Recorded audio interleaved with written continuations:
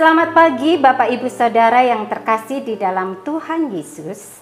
Selamat bertemu kembali dalam ibadah pada pagi hari ini. Tema besar bulan Mei kita adalah bertumbuh seperti Kristus. Panggilan berbakti pada hari ini dari Mazmur 105 ayat 1. Bersyukurlah kepada Tuhan, serukanlah namanya. Perkenalkanlah perbuatannya di antara bangsa-bangsa. Mari kita akan mengundang hadirat Tuhan dengan menyanyikan pujian, Ku Cari Wajah-Mu.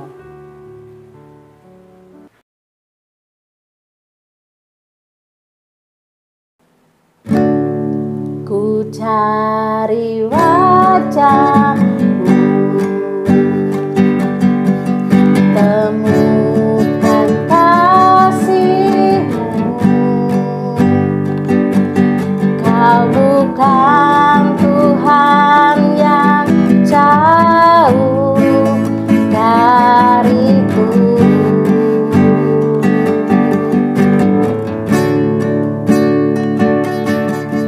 Ku panggil namamu, ku dengar jawabmu. Kau Tuhan yang selalu dengar seruan hatiku.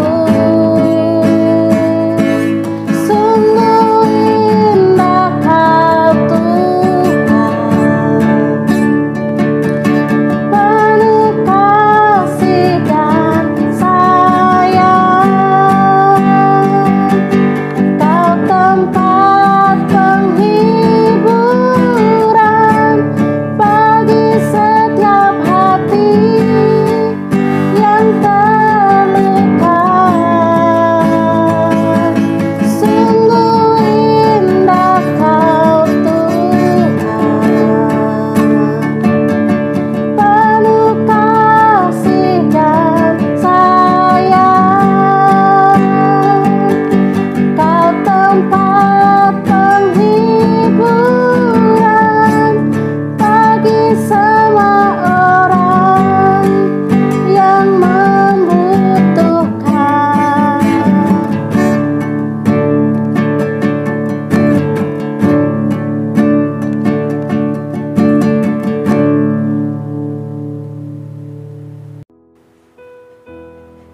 Mari kita bersatu dalam doa. Tuhan Yesus yang baik, kami mengucap syukur dan berterima kasih karena Engkau telah menyertai kami, menolong kami, dan memenuhi setiap hal dari kebutuhan kami.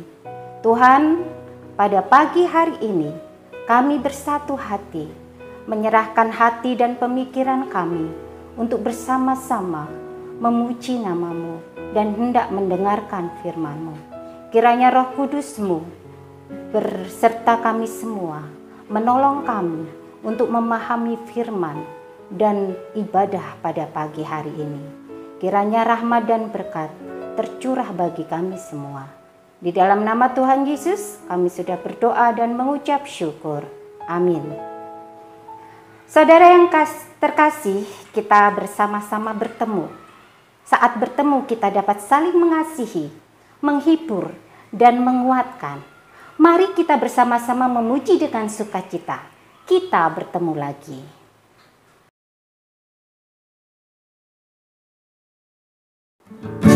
Kita bertemu lagi untuk puji Tuhan. Kita bertemu lagi dalam kasih. Sesuatu pasti terjadi untuk kebaikan kita. Kita bertemu lagi untuk puji Tuhan. Kita bertemu lagi. Kita bertemu lagi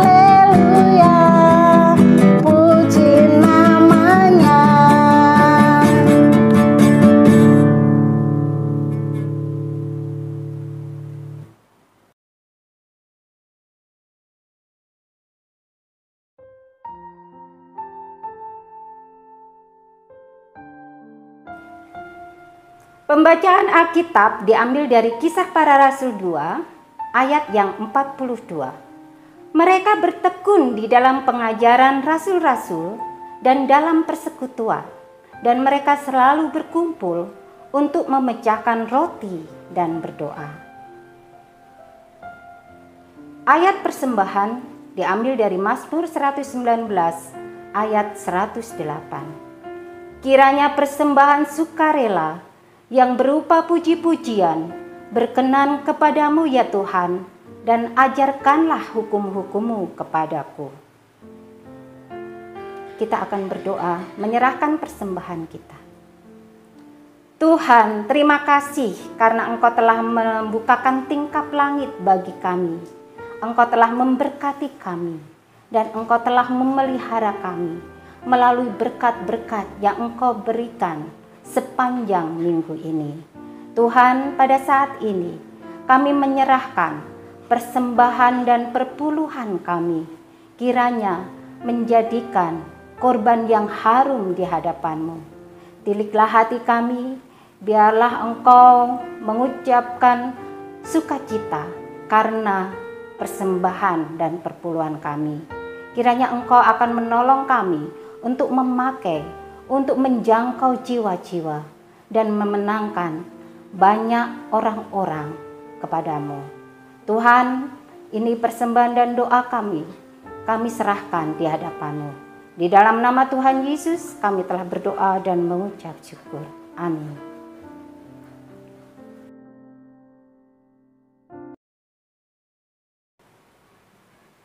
Tiba saatnya kita akan mendengarkan firman Tuhan yang akan disampaikan oleh Bapak Pendeta Diki Andreas dengan tema bertumbuh melalui doa. Pujian, doa mengubah segala sesuatu akan mempersiapkan kita untuk mendengarkan firman Tuhan.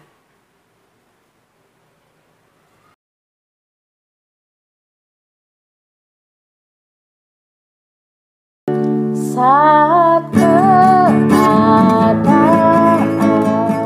sekelilingku ada di luar kemampuanku, ku berdiam diri mencarimu.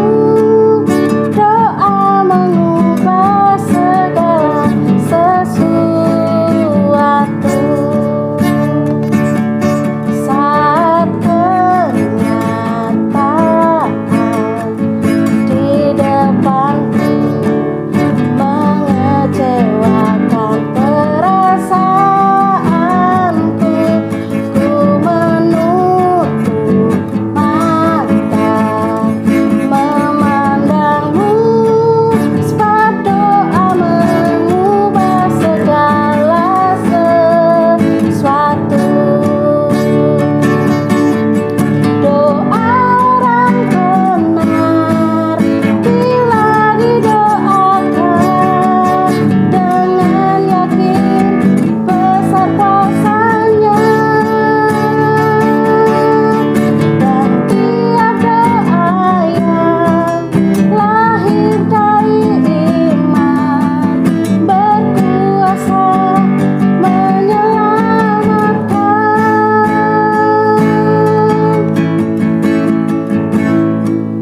Seperti batang air di tanganmu, mengalir kemanapun kau mau. Tiada yang mustahil di matamu. Doa mengubah segala sesuatu. Doa mengubah segala sesuatu.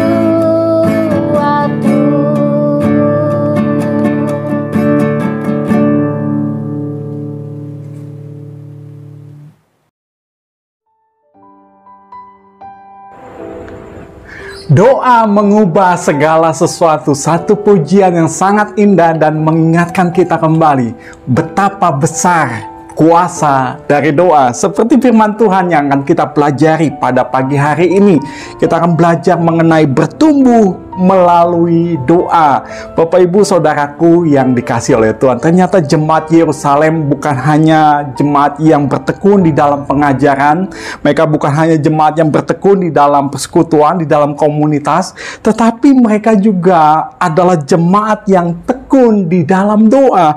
Inilah yang membuat mereka bisa bertumbuh di tengah tantangan yang ada. Bapak Ibu Saudaraku yang dikasihi oleh Tuhan, seperti yang saya sampaikan beberapa minggu yang lalu, bahwa jemaat Yerusalem menghadapi tantangan yang luar biasa. Mereka bukan hanya menghadapi penghinaan, mereka bukan hanya menghadapi penolakan karena iman kepada Kristus, tetapi jauh lebih besar daripada itu, yaitu mereka menghadapi penganiayaan karena iman mereka kepada Kristus. Namun satu hal, Bapak Ibu Saudaraku yang dikasihi Tuhan, ada satu pertanyaan yang timbul dalam hati saya. Kenapa jemaat Yerusalem ini, walaupun ada tantangan yang luar biasa, tetapi jemaat ini tetap bisa bertumbuh, bisa tetap berdiri teguh, mereka bisa tetap bersabar dalam penderitaan? Apa rahasianya? Saya percaya karena kuasa dari Roh Kudus yang menyertai, memberi kekuatan kepada mereka.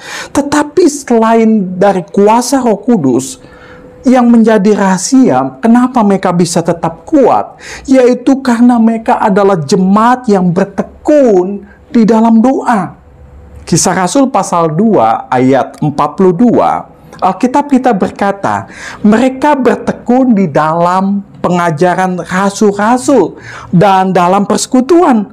Dan mereka, perhatikan, selalu berkumpul. Perhatikan, mereka selalu berkumpul untuk apa? Untuk memecahkan roti dan berdoa. Mereka selalu memecahkan roti dan berdoa. Bapak, Ibu, Saudara, ini yang menjadi rahasia. Kenapa mereka bisa tetap kuat? Mereka bisa tetap bertumbuh. Bahkan mereka bisa bersabar dalam penderitaan. Karena mereka adalah jemaat yang tekun di dalam doa. Oleh sebab itu pagi hari ini kita akan belajar mengenai doa di dalam jemaat Yerusalem. Berdoa yang seperti apa yang dilakukan jemaat Yerusalem yang membuat mereka bisa bertumbuh, yang membuat mereka mampu berdiri teguh di tengah penderitaan yang ada. Nah, saya percaya ini masih bisa berlaku sampai hari ini. Bagaimana kuasa doa itu luar biasa. Yang pertama, ada dua hal yang saya mau sampaikan. Doa yang seperti apa yang jemaat Yerusalem lakukan? Yang pertama yaitu berdoa dengan tekun. Berdoa dengan tekun. Bapak, Ibu, Saudara, dan adik-adik yang dikasihi Tuhan, ciri doa di gereja Yerusalem yang sungguh patut kita teladani, yaitu mereka berdoa dengan tekun. Mereka berdoa dengan sehati. Paling tidak Alkitab menyebut 3 kali, ya, bagaimana gereja Yerusalem ini berdoa dengan tekun. Yang pertama yaitu dicatat dalam Kisah Rasul pasal yang pertama ayat 14, ya, ketika peristiwa Yesus naik ke surga di Bukit Zaitun. Mereka dikatakan di ayat 14, mereka semua bertekun dengan sehati dalam doa bersama-sama dengan beberapa perempuan serta Maria, ibu Yesus, dan dengan saudara-saudara Yesus. Mereka bertekun sehati dalam doa. Kemudian dicatat kembali di dalam Kisah Rasul 2 ayat 42 yang tadi saya sudah bacakan bagaimana mereka selalu berkumpul untuk memecahkan roti dan berdoa. Ada 120 murid Tuhan Yesus menjelang pencurahan Roh Kudus. Dan Alkitab berkata ada penambahan, ada pelipat gandaan yang luar biasa. Ada sekitar 3.000 murid baru yang bertobat pada hari Pentakosta. Walaupun jumlah jemaat begitu banyak, tetapi tidak mengurangi ketekunan mereka di dalam doa. Yang saya percaya pasti mungkin dibagi beberapa kelompok, ya. Tetapi yang luar biasa ketekunan mereka tuh yang sungguh kita patut teladani. Kita juga bisa melihat ketekunan jemaat Yerusalem dalam hal berdoa ketika Petrus ditangkap, ketika pemimpin utama gereja mula-mula yaitu Petrus ditangkap dan dijebloskan ke dalam penjara oleh Raja Herodes. Alkitab berkata jemaat tekun berdoa untuk Petrus. Ya, Kisah Rasul pasal 12 ayat 5. Bapak Ibu Saudara bisa baca. Demikianlah Petrus ditahan di dalam penjara.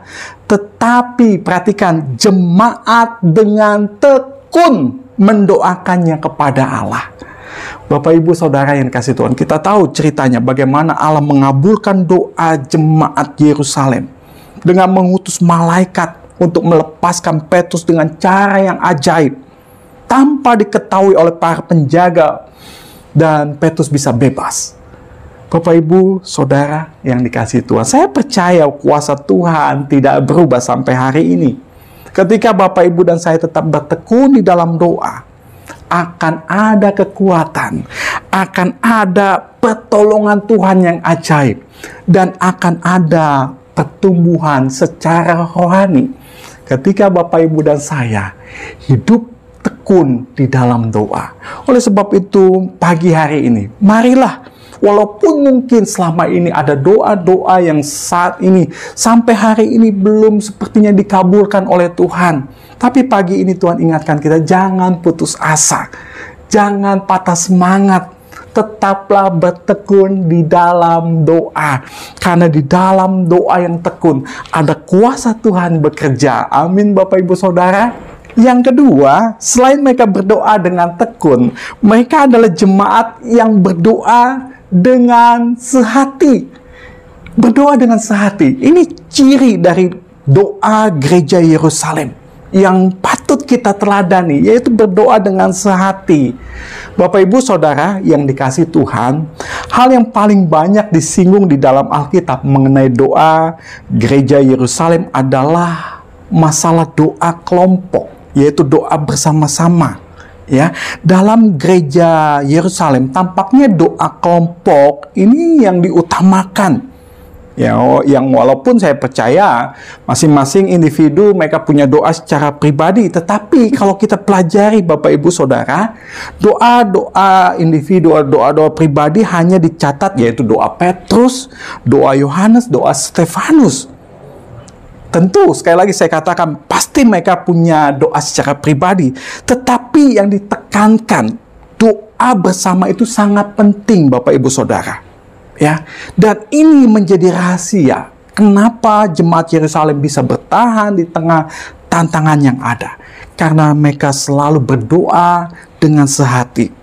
Ketika mereka kembali dari Bukit Zaitun ke kota Yerusalem, ya, setelah kenaikan Tuhan Yesus ke sorga, Alkitab berkata mereka sehati dalam doa di ruangan atas. Mereka berdoa, ya, yang saat itu jumlah mereka ada 120 orang. Mereka bertekun dengan sehati, berdoa bersama-sama. Satu jumlah yang tidak sedikit, 120 orang. Ada banyak orang bersama-sama. Dan yang luar biasa, mereka bisa berdoa dengan sehati. Doa dengan sehati. Mereka mengabaikan perbedaan yang ada. Dan mereka membawa pergumulan bersama-sama kepada Allah. Yaitu apa? Ketika mereka tahu mereka ditinggal oleh Tuhan Yesus secara fisik, mereka butuh kekuatan, mereka butuh hikmat, dan mereka berdoa bersama-sama. Dan inilah yang menjadi rahasia pertumbuhan yang luar biasa terjadi. Kalau Bapak Ibu pelajari, ada 3.000 jiwa yang dimenangkan, 3.000 jiwa diselamatkan. Karena salah satunya karena ketekunan mereka dalam doa, karena kesehatian mereka di dalam doa. Bapak Ibu Saudara yang dikasihi Tuhan, dampak dari ketekunan dan kesehatian di dalam doa. Yang pertama, mereka tetap kuat, mereka tetap bertumbuh di tengah penderitaan yang ada. Ini rahasianya. Karena mereka tekun di dalam doa. Dan bukan hanya itu saja, ada banyak mukjizat yang mereka alami. Perhatikan di ayat 43. Maka ketakutanlah mereka semua, sedang rasul-rasul itu mengadakan banyak mukjizat. Perhatikan, banyak mukjizat dan tanda. Bapak Ibu Saudara yang dikasihi Tuhan, ini dampak ketika Bapak Ibu dan saya kalau hari ini sampai hari ini tekun di dalam doa, saya percaya akan ada banyak mukjizat yang akan Tuhan nyatakan di dalam hidup kita. Pada saat itu salah satunya bagaimana Rasul Petrus, pemimpin mereka, dilepaskan dari penjara dengan cara yang ajaib. Karena ketekunan di dalam doa.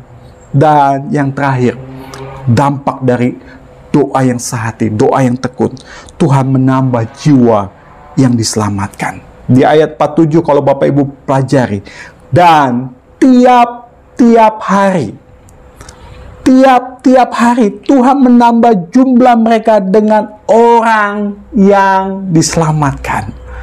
Bapak Ibu Saudara yang dikasihi Tuhan, saya percaya ini masih berlaku sampai hari ini. Bagaimana kuasa doa mampu membawa banyak jiwa datang kepada Tuhan. Oleh sebab itu, marilah kita bersama-sama terus bertumbuh melalui doa. Marilah kita terus bertekun di dalam doa. Marilah kita terus sehati di dalam doa. Walaupun mungkin ada doa-doa yang sampai hari ini sepertinya belum dikabulkan Tuhan. Sepertinya belum dijawab oleh Tuhan. Tetapi percayalah, ketika kita lakukan doa dengan sehati dan dengan tekun, akan ada kuasa Tuhan yang Tuhan akan nyatakan. Amin Bapak Ibu Saudara. Mari kita terus komitmen untuk boleh terus setia di dalam doa, baik doa secara pribadi maupun doa secara kelompok, karena kita percaya kuasa Tuhan akan bekerja ketika kita tekun dan sehati di dalam doa. Mari kita berdoa. Bapa di surga, terima kasih untuk firman-Mu. Terima kasih untuk teladan dari jemaat di Yerusalem. Bagaimana mereka, Alkitab katakan, bertekun di dalam doa. Tuhan, tolonglah kami, supaya kami pun sungguh-sungguh hidup di dalam doa. Doa dengan tekun, doa dengan sehati. Dan kami percaya kuasa Tuhan tidak berubah. Dulu, sekarang, sampai selama-lamanya akan ada banyak mujizat, akan ada banyak tanda yang Tuhan nyatakan ketika kami boleh bertekun di dalam doa. Terima kasih Tuhan untuk firman-Mu. Terima kasih Bapa, hamba berdoa kalau sekiranya ada di antara anak-anak-Mu saat ini sedang ada dalam pergumulan yang berat, mereka ada dalam keputusasaan, Tuhan tolong beri kepada kami semua kekuatan yang baru, dan tolonglah beri kepada kami juga jalan keluar untuk setiap masalah yang ada. Terima kasih Tuhan, terpujilah nama-Mu. Bapa, hamba berdoa kiranya kasih karunia dari Bapa di surga, cinta kasih dari Tuhan Yesus, dan persekutuan dengan Allah Roh Kudus kiranya akan menyertai dan memberkati kami sekalian. Terima kasih Tuhan Yesus, terima kasih untuk ibadah pada pagi hari ini. Kau memberkati kami semua. Di dalam nama-Mu kami berdoa. Amin. Amin Bapak Ibu Saudaraku yang dikasihi Tuhan, kita telah mendengar firman Tuhan. Marilah kita terus bertumbuh melalui doa. Tuhan memberkati.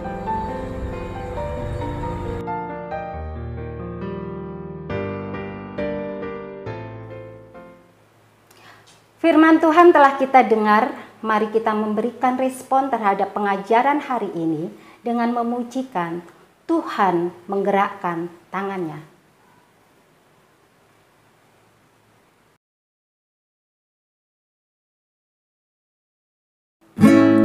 Saat berdoa, Tuhan bekerja, Tuhan menggerakkan tangannya.